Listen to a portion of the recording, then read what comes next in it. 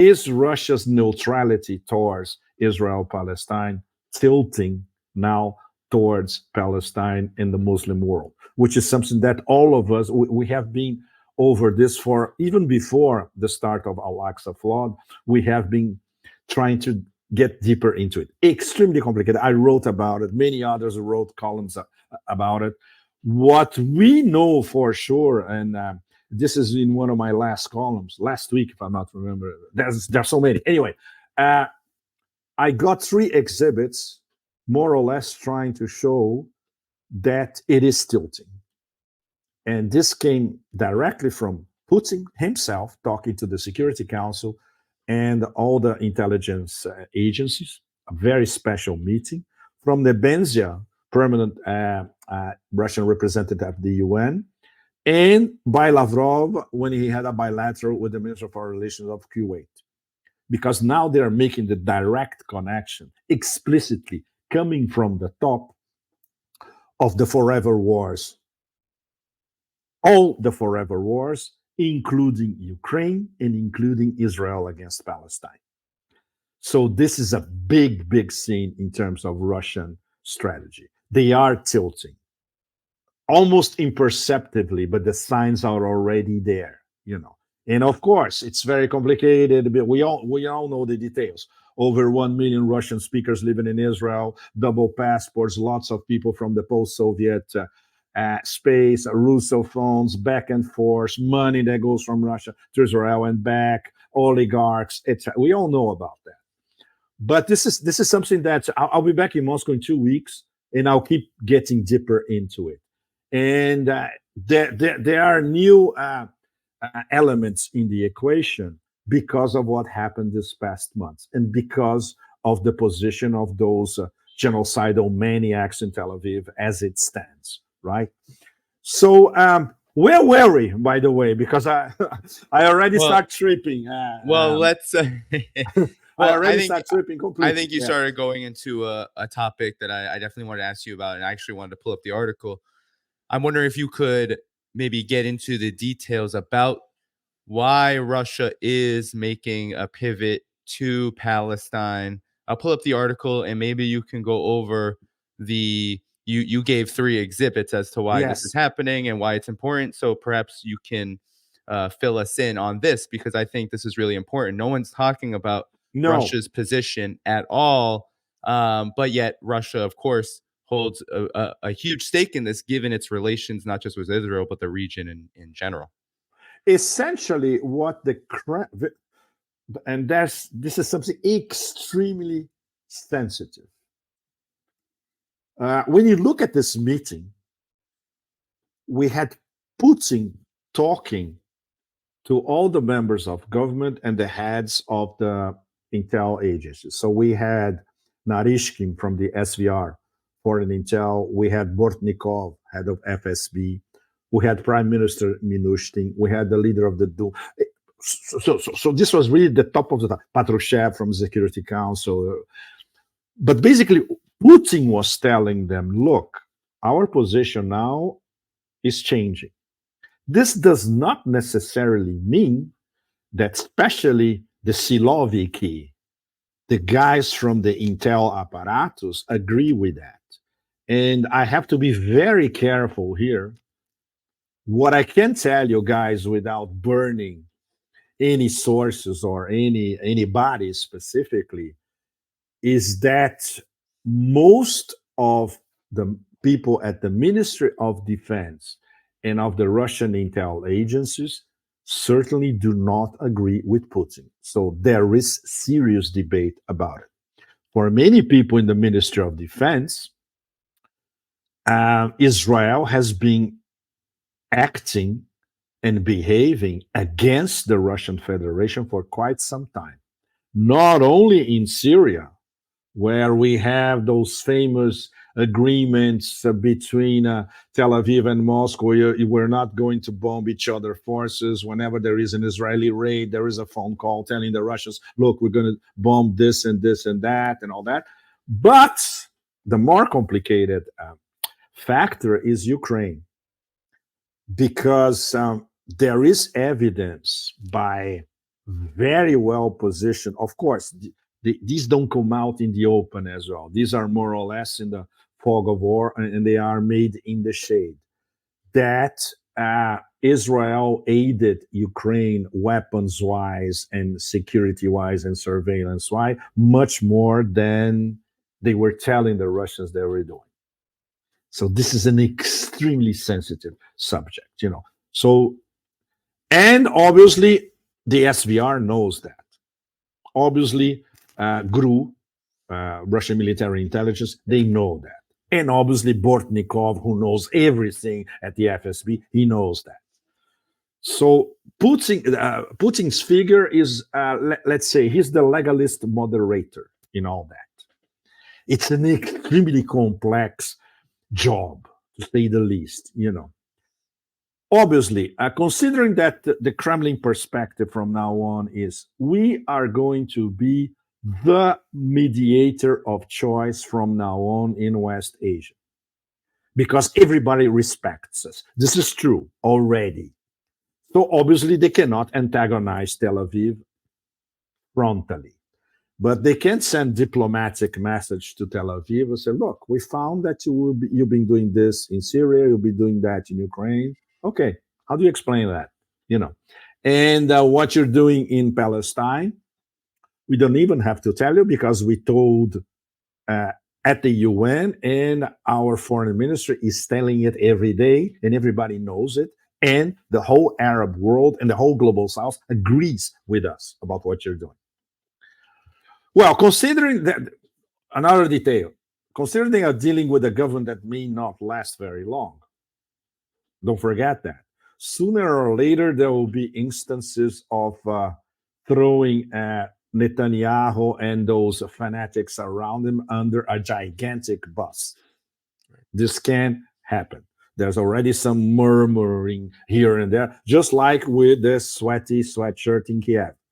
Now, this process, of course, is much more developed, as we all know. With Netanyahu, considering what's going on and considering what the Americans, what the Democratic Party is going to have to face if this thing goes on, if this horror, unspeakable horror goes on in Palestine, obviously, the Democratic Party as a whole is dead, starting with the already dead man walking, posing as president. But coming back to Russia, Russia is now, along with China always, of course, in the background, a more sophisticated, more nuanced position, very, very silent, but at the same time, very forceful in terms of cultivating their geoeconomic ties with East Asia and with the Arab world. They are coordinating how they can more or less prevent this whole apocalyptic scenario in front of us from completely derailing and becoming a real apocalypse. And this means Russian and Chinese diplomatic pressure, even if very, very carefully calibrated on Tel Aviv. And in the case of the Chinese, we're going to see in a few days, because this has to be part of it's going to be a really hardcore conversation between a crash test dummy and Xi Dada in San Francisco. Like, you know, I see this as a Dashiell Hammett plot. This could be a fantastic Dashiell Hammett plot, a film noir, in fact. Xi meets Putin. Oh, sorry, Xi meets Joe Biden in San Francisco, or it could be a Hitchcock movie. In fact, it could be a really horror story. In fact, it's not gonna be a love song like I left my heart in San Francisco. We're sure about that. It's gonna be really, really, really tough. But obviously, the Chinese are gonna tell the Americans, look, you know what you're doing, or obviously, or you don't seem to know what you're doing with your straight up validation and normalization of an actual genocide that is seen by the whole planet for what it is, an actual genocide. How do you expect to get away with it? And how do you expect to sit down diplomatically with the rest of the world, especially with the global South, and try to convince them about anything that you plan to do from now on, geopolitically and geoeconomically. So I wonder how she is going to explain this to Biden's handlers in metaphorical language, which is how the Chinese leadership speaks. Very, very polite, of course, but with a very sharp message, but sent through images and metaphors. So this is going to be quite something. I wonder, probably Wang Yi is the guy who will be in charge of more or less mapping the agenda of what they're going to talk. So it's going to fall to Wang Yi to do that. And I'm sure he could have some lateral phone calls with Sergei Lavrov about the strategy as well. This next week is going to be quite something. This meeting is going to be absolutely crucial. The problem is we have a leader on the top of his game on one side and a mummy on the other side. So the leader at the top of his game will be talking to an earpiece, essentially. So obviously, how can there be any meaningful decisions when he knows that the guy he's talking to doesn't even understand what he's saying? And he knows that the guy he's talking to is being manipulated by 4 or 5 very powerful people in the background, not necessarily the ones that we see every day in the news. So this is an extra problem for the Chinese. Okay, 5,000 years of diplomatic experience, you've seen it all. But this is something that I'm not sure that they've seen it before in their dynastic history. Yeah, no, I mean, it is truly a case of Russia and China, even in this case with regard to Israel's a genocidal rampage in Palestine. They are trying to go forward. They're trying to not only get a ceasefire, which exactly support, but they also have been elevating the question of Palestine, like what the question of Palestine itself, exactly. And it's not, but the United States, of course, Israel, given the rhetoric coming out of Israel, can't really depend on Israel for much. But the United States in particular has been fighting tooth and nail against all of this.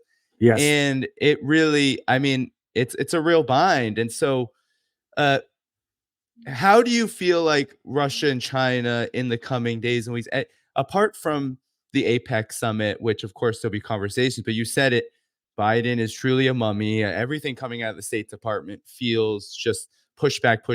There's not really much movement there. Yeah. How do you feel like Russia and China are going to be mediating this situation in the days and weeks ahead? Because the way things are going, it doesn't feel like if things go further into a months-long scenario with what's going on in Gaza, I mean, it's a disaster geopolitically. It's a disaster for the region. It's a disaster not just for Palestinians, but for the entire world. The world economy is being affected. It'll be affected even more. I mean, it truly is disrupting this multipolar process, or attempting to disrupt the multipolar process. What's your in fact, Danny, the ideal scenario, which obviously this would require, I would say, a true miracle to happen, is if we get together this meeting in Saudi Arabia this weekend with all the major Islamic players, and considering that 3 of the big ones are going to be members of BRICS Plus. So this means they will be talking, of course, on the sidelines with both, especially with both Russia and China. And the fact that Turkey, even if it's not a BRICS member, and even if it's not, we cannot even say that another thing, Turkey is not part of the Arab world. And it gets much more complicated because in Erdogan's mind, Turkey is the new Ottoman power, and he is the Sultan. And it's up to him to coordinate a peaceful environment on the lands that the previous sultans were ruling until a little over 100 years ago, when everything went to the Porte Sublime in Istanbul, as we know, the fantastic name, the sublime door. The problem is Erdogan doesn't have the stuff of a great sultan. Erdogan basically is a grifter. He's an opportunist. He is beholden to a mafia of real estate speculators that we call in Russia the Gang of Five. He's very good at hedging his bets between NATO and Eurasia, trying to profit himself and his gang from all of it. He doesn't have any convictions, in fact, historic convictions. He doesn't even read. He's no. It's this is according to my best academic Turkish friends. He doesn't even know the history of previous caliphs very, very well. Uh, he's essentially an uneducated Islamist, and that's absolutely horrible for Turkey as a whole, and for this self-attributed role that Turkey is going to be one of the great powers of the 21st century because they are going to unite the Turkic peoples, as Erdogan is very fond of saying all the time. This would include a lot of Central Asians, as well. This will include Azerbaijan. And of course, the center of power will be Ankara, Istanbul. And they can also bring peace to previous lands in West Asia, including Lebanon, Palestine, Syria, Iraq, etc. But he's not the guy to do that. He's not a Mehmet II, definitely not. So this is not going to happen. And this is something that, with their keen sense of history, the Russians and the Chinese see it very well. But they need Erdogan as an interlocutor. That's very, very important. They need Erdogan to finally decide later rather than sooner that the future of Turkey is not the European Union, is into Eurasia integration, even if they have their own agenda, which is this organization of Turkic states. They had a meeting a few weeks ago, 2 or 3 weeks ago, and coordinate a sort of Turkish Silk Road across Eurasia, etc., which is what basically it's in the minds of these people behind Erdogan. Okay, let's go to Kazakhstan and Uzbekistan and make lots of deals. Real estate, let's build highways, etc. This is what they have in mind. It's very narrow-minded. So if we have all these players together, the big Arab players, Turkey, Iran, which is going to be at this meeting in Saudi Arabia, and also member of BRICS Plus, Russia and China, they could, at the same table or at the same phone lines, come up with an overall plan to present basically to the Americans, not even to the Israelis. And they said, look, you don't want a wider regional war, do you? We know that you don't, as much as we don't. So let's try to establish some guidelines here and really definitive red lines, which don't involve, for instance, a genocide in the making. And the problem then always goes back to your interlocutor. Even if you are extremely rational, which Russia, China, Turkey, and these big Arab players together can come up with a rational roadmap, how are you going to sell this to a bunch of irrational people in Washington, controlled by these neocon silos everywhere in the bad way? Inside the National Security Council, inside the Pentagon, inside the CIA, inside the State Department, etc. And obviously all over the Biden combo administration. There's no possibility of dialogue, and this impossibility of dialogue mirrors the impossibility of anybody convincing the people who are speaking to his earpiece that there's got to be a ceasefire in Palestine. It's the same problem. It's the same problem in different levels, declinated in different levels. But it's the dialogue between a rational part of the planet, which has a game plan, a long-term game plan, which is basically no forever wars, connectivity corridors, and sustainable development for everybody. And your interlocutor, which is still, it's not even a Cold War, which is still hostage to the forever war mentality, which is what we're seeing now. And even facing a cosmic humiliation on the ground, which is what's happening in Donbass as we speak, they still have not learned their lesson, and they never will. Because this is intrinsic to the way the people who run this show, which I think our better definition would be a transnational oligarchy, which is essentially American, but it's Atlanticist. It's American Atlanticist intertwined that control the levers of power, control the international financial system, control big banks, control big corporations, large fortunes on the East Coast in the US, but also large fortunes around here in Europe. These people who really run the show, from the beginning, the logic for them was Imperial Rome, divide and rule. And if we see that the vassals or the other they are aligning themselves, we set fire to whatever we want, and the whole thing starts all over again. And even if it's peaceful for a while, we can set it on fire again, which is what's happening now with Israel Palestine. What's the there's no categorical imperative, to go philosophical about it, and there's no possibility of dialogue when the other half doesn't want a dialogue. So we live the decline of Western civilization, and this plunge into the abyss is intimately linked to a wall separating the rational side of the planet to the irrational. So how are we going to bridge this gap? I think this is what all of us, our audience, all of us as journalists, analysts, etc., or observers or informed observers all over the world, we are all puzzled by it because we cannot see a way out, really practical and rational about that.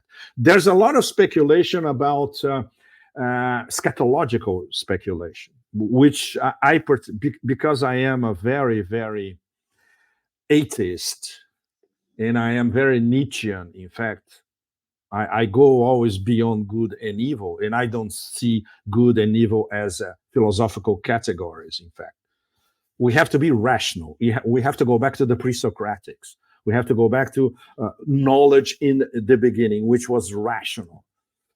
There's no scatological explanation to what's going on now, except in the minds of these biblical psychopaths like the ones running the show in Tel Aviv at the moment. And by the way, there was an outstanding piece by Laurent Guyeno, the French guy who writes in English very well, and he's an excellent scholar of Judaism, Zionism, etc. The guy who wrote a book called From Yahweh to Zion, and he published an essay this last week, if I'm not mistaken, talking about Netanyahu's eschatology, that of course it's bits and pieces of the Old Testament that he uses to justify the current genocide. You'll never see that on Western mainstream media. So you have to go to a small website and find a guy who's not even American talking about this. And the good part is a lot of American readers read that and said, wow, that's it. They connect the dots. And it's a very, very good explanation because it's a sort of a trashy eschatology that is being rescued by ministers in the Netanyahu government and Netanyahu himself to justify the absolute horror in front of us in the 21st century. So this once again categorizes many of these interlocutors on the other side as absolutely irrational. So can you imagine the Chinese with a Confucianist, Buddhist, Taoist heritage behind them, trying to have a dialogue with these people? And that includes, of course, the neocons inside the American administration, which think alike. So the neocon eschatology, dimensional eschatology, is the same if you go from Tel Aviv to Virginia. It's the same thing, right? I'm Yeah. sorry. I'm sorry if I No, was no, so no, nihilistic about that. no. But Well, I simply cannot see a way out in terms of a possible uh, finding some sort of accommodation between right. both sides. Thank you for tuning in to my latest video. I appreciate all of your support. This channel, however, needs your help. I am seeking to make this channel more sustainable in the long term and upgrade necessary equipment to ensure that this work continues onward and makes progress to give you all of the geopolitical analysis that you all deserve. For that reason, I'm asking you to become a member of my Patreon community at patreon.com/DannyDhaiphong. You can find that link in the video description or in the pinned comment below. For whatever amount you choose to give, just know you are supporting independent media that you can't find anywhere else. Thank you so much, and I look forward to the next video.